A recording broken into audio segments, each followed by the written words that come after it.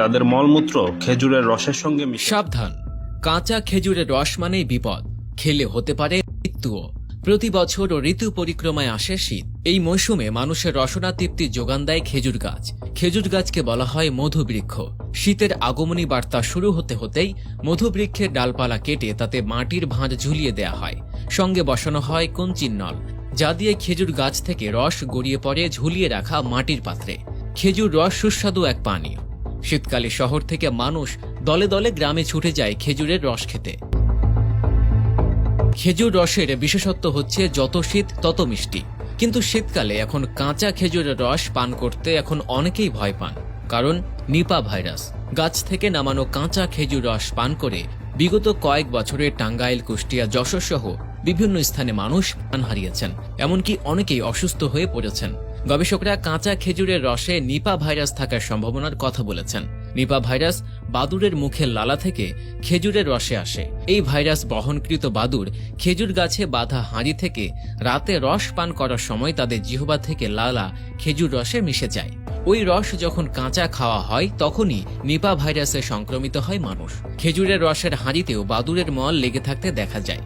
বাদুড়ের খাওয়া কাঁঠাল বা অন্য ফলেও নিপা ভাইরাস স্থানান্তরিত হতে পারে।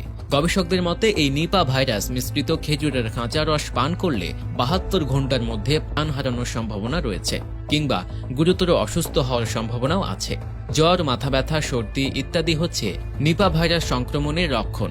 নিপা ভাইরাস সংক্রমিত রোগীর তেমন কোনো চিকিৎসা নেই, তবে নিপা ভাইরাস তাপে ধ্বংস হয়। এজন্য আগুনে 70 থেকে 80 ডিগ্রি সেলসিয়াস তাপে উত্তপ্ত করে পান করা নিরাপদ খেজুর রস। কাঁচা রস পান করা মোটেও নিরাপদ নয়। শহরে খাঁটি খেজুরের রস পাওয়া যায় না। রস খাঁটি কিনা তা নিয়েও সন্দেহ সবসময় রয়ে যায়, কারণ এক শ্রেণীর রস বিক্রেতা খাঁটি রসের সঙ্গে পানি সহ অন্যান্য তরল মিশিয়ে এর পরিমাণ ও স্বাদ বাড়ানোর অপচেষ্টা করে। তাই খেজুরের রস পান করার সময় এর স্বাদ ও খাঁটি কিনা তা পরীক্ষা করা দরকার হয়। তবে খেজুরের গুড় খেলে কোনো সমস্যা নেই, যদি সেটি হয় খাঁটি গুড়। শীত এলে বাংলাদেশের প্রায় প্রতিটি গ্রামের বাড়িতে রস দিয়ে ভেজানো পিঠা, পায়েস খাওয়া ধুম পড়ে যায়। রস থেকে গ্রামে গ্রামে তৈরি হয় খেজুরের গুড় ও পাটালি, সবচেয়ে উপাদেয়। খেজুরের রস, গুড় ও পাটালির কদর প্রতি বছরই বাড়ছে। প্রতি বছরই 5 মাস খেজুর গাছ থেকে মিষ্টি রস সংগ্রহ করা যায়, আর খেজুর গাছ থেকে 8 থেকে 10 বছর পর্যন্ত রস দেয়। এটাই তার বৈশিষ্ট্য। এর জন্য বাড়তি খরচ কিংবা আবাদি জমি নষ্ট করার প্রয়োজন পড়ে না। আবার খেজুর গাছ অন্যান্য ফসলেরও কোনো প্রকার ক্ষতি করে না। খেজুরের রসে লুকিয়ে রয়েছে অর্থনৈতিক উন্নয়নের একটি বিরাট সম্ভাবনা।